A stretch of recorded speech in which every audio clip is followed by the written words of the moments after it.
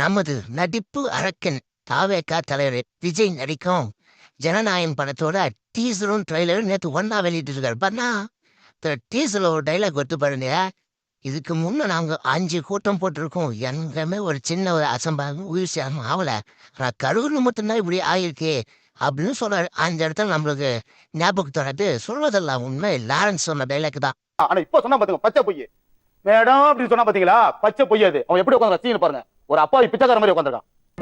இது வந்து ட்ரெய்லர்ல என்ன சொல்றாருன்னா, சிஎம் சார் என்ன ஏதானா பண்ணீங்க, ஆனா என் தொண்டர்கள் எதுவும் பண்ணாதீங்க.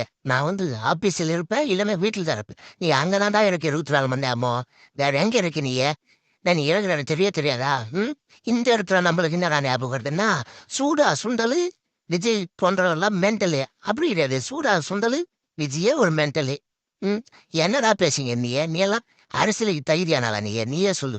ம் அந்த மொத்த சாவுக்கும் காரணம் நீயும் உன் ரசிகர்கள் மட்டும்தான். புரியுதா?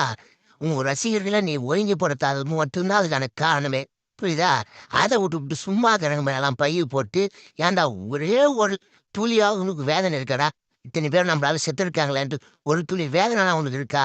எப்படி நீ அவ்வளோ அசால்ட்டா வந்து வீடியோ போட? நீ 3 நாள் என்ன வீடியோ போடலான்னு ஸ்கிரிப்ட் எழுதி வந்து நான் சினிமா வசனம்லாம் வந்து நீ பேசுகிற நேரில்.